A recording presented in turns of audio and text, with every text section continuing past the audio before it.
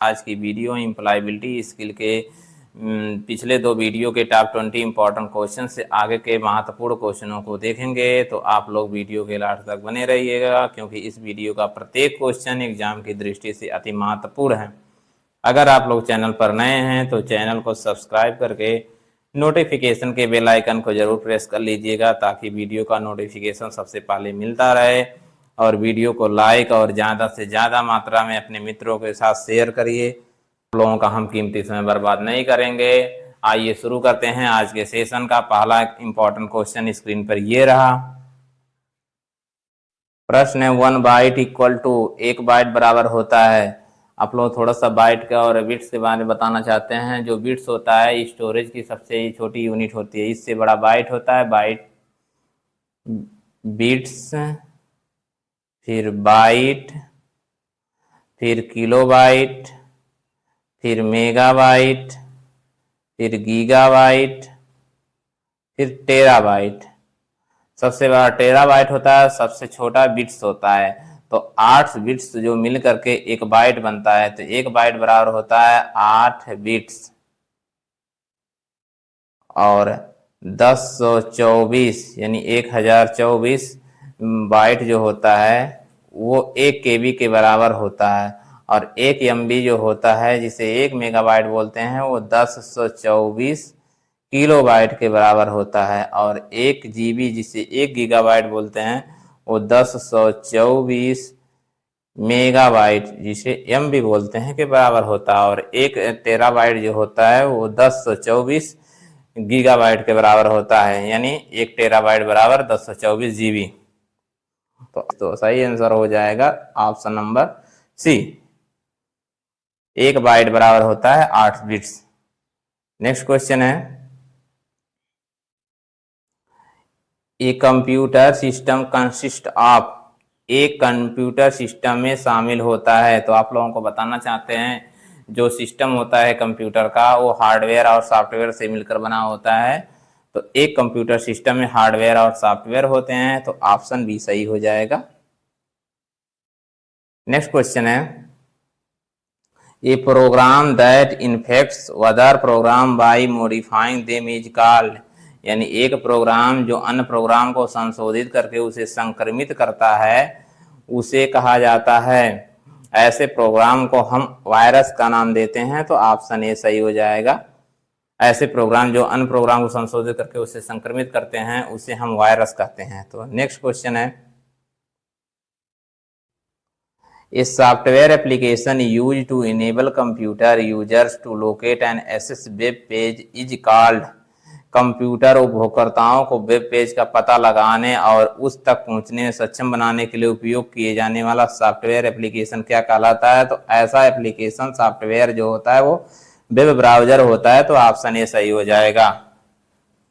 Next question है, an illegal activity committed on the internet is called. Internet पर की गई अवैध गतिविधियों को क्या कहा जाता है। तो इंटरनेट पर की गई अवैध गतिविधियों को हम साइबर क्राइम कहते हैं, इसे साइबर फ्रॉड भी कहते हैं। तो ऑप्शन बी सही हो जाएगा। Next question, computer network that spans a regional, national और global area is called. Computer network जो एक क्षेत्रीय, राष्ट्रीय या वैश्विक क्षेत्र में फैला होता है, उसे क्या कहा जाता है। तो आप लोग थोड़ा नेटवर्क के बारे में बताना चाहते हैं कि नेटवर्क 3 तरह के होते हैं। पहला होता है लैन, जिसे LAN बोलते हैं। इसका पूरा नाम होता है लोकल एरिया नेटवर्क। यह एरिया नेटवर्क ऐसे जगहों पे कंप्यूटर जहाँ पे एक निश्चित एरिया हो, निश्चित एक बिल्डिंग हो या कैंपस हो या स्कूल का भवन हो, ऐसे जगहों पे जो कंप्यूटर लगा करके नेटवर्क के जरिए जोड़े जाते हैं, वो लोकल एरिया नेटवर्क के द्वारा जोड़े जाते हैं। तो कम दूरी के लिए हम लोकल एरिया नेटवर्क का प्रयोग करते हैं। दूसरा होता है मैन, MAN। इसका फुल फॉर्म होता है मेट्रोपॉलिटन एरिया नेटवर्क। यह नेटवर्क किसी महानगर, शहर के अंतर्गत जितने कंप्यूटर लगे होते हैं, उन कंप्यूटरों को नेटवर्क से जोड़ने के लिए हम मैन, मेट्रोपॉलिटन एरिया नेटवर्क का प्रयोग करते हैं। तीसरा होता है WAN, WAN। WAN का फुल फॉर्म होता है वाइड एरिया नेटवर्क। यह एक ऐसा नेटवर्क होता है जो छोटे एरिया से लेकर के विश्व स्तरीय तक, अंतर्राष्ट्रीय, राष्ट्रीय सभी जगहों पे जितने कंप्यूटर लगाए जाते हैं उन कंप्यूटर को नेटवर्क से जोड़ने के लिए हम वाइड एरिया नेटवर्क यानी WAN का प्रयोग करते हैं। तो प्रश्न में दिया हुआ है एक क्षेत्रीय, राष्ट्रीय या वैश्विक क्षेत्र में फैला हो ऐसा नेटवर्क कौन सा है? WAN है, ऑप्शन सी सही हो जाएगा। नेक्स्ट क्वेश्चन है सीपीयू कंसिस्ट ऑफ, यानी सीपीयू में शामिल हैं। तो सीपीयू जो होता है वो कंट्रोल यूनिट और अर्थमेटिक लॉजिक यूनिट, जिसे एएलयू बोलते हैं, ये दोनों से मिलकर बना होता है। तो सीपीयू के अंदर कंट्रोल यूनिट और एएलयू होते हैं, तो ऑप्शन ए सही हो जाएगा। नेक्स्ट क्वेश्चन है सीपीयू स्टैंड फॉर, सीपीयू से आप क्या समझते हैं? सीपीयू का आशय क्या है? सीपीयू का पूरा विस्तार क्या है? तो इसके पहले वीडियो में हम बता चुके हैं सीपीयू का फुल फॉर्म क्या होता है, सेंट्रल प्रोसेसिंग यूनिट। तो ऐसा ऑप्शन बी में दिख रहा है, तो यही ऑप्शन सही हो जाएगा, option number B, central processing unit. Next question है for short distance which network type should be used, कम दूरी के लिए किस नेटवर्क का उपयोग किया जाना चाहिए या कम दूरी के लिए किस नेटवर्क का उपयोग किया जाता है? तो अभी हमने बताया है कि शॉर्ट दूरी के लिए हम लोकल एरिया नेटवर्क का प्रयोग करते हैं, तो ऑप्शन ए सही हो जाएगा, लैन। नेक्स्ट क्वेश्चन है in an email where will you add the recipient email address whom you want to send the copy of an email।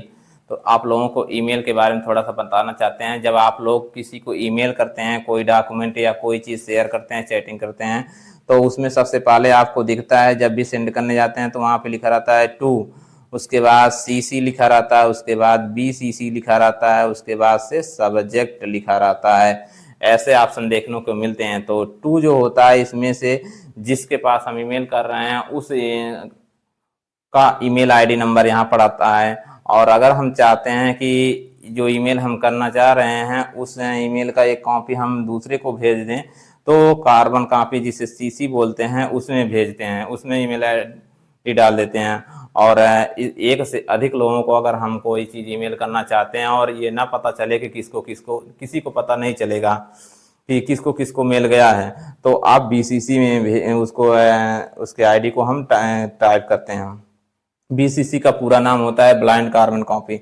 और सब्जेक्ट जो सबसे लास्ट में होता है उसमें सब्जेक्ट लिखते हैं, टॉपिक की कौन सा टॉपिक कोई डॉक्यूमेंट भेज रहे हैं तो उससे सर्चिंग में आसानी होती है कि कहाँ पे पड़ा हुआ है, इस सब्जेक्ट में वहाँ टाइटल लिख देते हैं। तो ये कह रहा है कि send the copy of an email, एक ईमेल की कॉपी भेजने के लिए हम CC का प्रयोग करते हैं, तो ऑप्शन बी सही हो जाएगा। नेक्स्ट क्वेश्चन है in Excel the intersection of row and column is called a, Excel में एक पंक्ति और कॉलम के परिच्छेद को कहा जाता है। जो रो और कॉलम होते हैं उसके इंटरसेक्शन को हम, जैसे ये है रो हो गया और एक कॉलम हो गए, तो ऐसे प्रच्छेदित कर रहे हैं, इस पे यहाँ पे प्रच्छेदित कर रहे हैं, यहाँ पर कर रहे हैं, यहाँ पे कर रहे हैं, तो ऐसे अगर मिलाएं तो ये एक सेल होता है एक्सेल में। तो इसी को यही प्रश्न पूछ रहा है कि रो और कॉलम को जो हम प्रच्छेदित करते हैं तो क्या बनता है, तो वो सेल बनता है, तो ऑप्शन ए सही हो जाएगा। नेक्स्ट प्रश्न है in MS Excel collection of worksheet is known as, MS Excel में वर्कशीट के संग्रह के रूप में जाना जाता है, यानी MS एक्सेल में वर्कशीट संग्रह को क्या कहा जाता है, तो उसे हम वर्कबुक कहते हैं, ऑप्शन बी सही हो जाएगा। नेक्स्ट क्वेश्चन है in MS Excel to insert a formula in cell we must begin the entry with an operator, एक ऑपरेटर के साथ हम जब सूत्र को सेल में डालते हैं MS एक्सेल में तो उसको क्या कहते हैं, तो उसको हम बराबर के चिन्ह, जब भी फार्मूला लगाते हैं तो बराबर का चिन्ह डाल करके अगला फार्मूला डालते हैं, तो ऑप्शन ए सही हो जाएगा।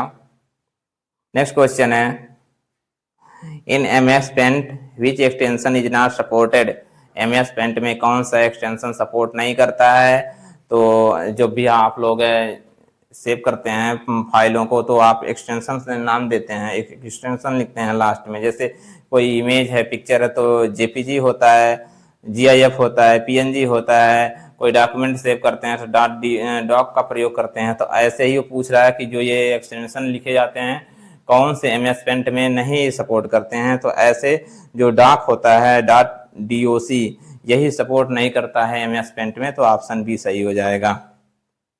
नेक्स्ट क्वेश्चन है, in which orientation the text is printed lengthwise, किस ओरिएंटेशन में टेक्स्ट लंबाई के अनुसार मुद्रित किया जाता है यानी प्रिंटेड किया जाता है। तो दो होते हैं, एक लेंथ वाइज होता है, एक विथ वाइज होता है। जब लेंथ वाइज प्रिंटेड होता है तो वो पोर्ट्रेट मोड में होता है, और जब विथ वाइज होता है तो लैंडस्केप मोड में होता है। तो यहाँ पे दिया हुआ है लेंथ वाइज, तो ऑप्शन सी सही हो जाएगा। नेक्स्ट क्वेश्चन है, program that infect other program by modifying them is called, program जो अन्य प्रोग्रामों को संशोधित करता है करके उन्हें संक्रमित करता है उसे क्या कहा जाता है। ये क्वेश्चन रिपीटेड हो गया है, ऑप्शन बी सही हो जाएगा, वायरस। नेक्स्ट क्वेश्चन है, spreadsheet are saved with extension, spreadsheet को किस एक्सटेंशन के साथ सेव किया जाता है। तो इस स्प्रेडशीट को जो हम डॉट एक्सेल लगा करके सेव करते हैं, तो ऑप्शन ए सही हो जाएगा। नेक्स्ट क्वेश्चन है, the expansion of LAN is, LAN का विस्तार क्या है। लैन का विस्तार वो क्या है, लैन का पहले भी बता चुके हैं। लैन का फुल फॉर्म जो होता है वो लोकल एरिया नेटवर्क होता है या शॉर्ट डिस्टेंस के लिए प्रयोग किया जाता है, तो ऑप्शन बी सही हो जाएगा, लोकल एरिया नेटवर्क। ऐसे ही मैन और वैन का भी पूछ सकता है, तो मैन का मेट्रोपॉलिटन एरिया नेटवर्क होता है और वैन का होता है वाइड एरिया नेटवर्क होता है। तो इसको भी याद रखिएगा, क्वेश्चन आ सकता है, बहुत इंपॉर्टेंट है। 2 नंबर आसानी से मिल सकते हैं, ऐसे फुल फॉर्म पूछ लेता है।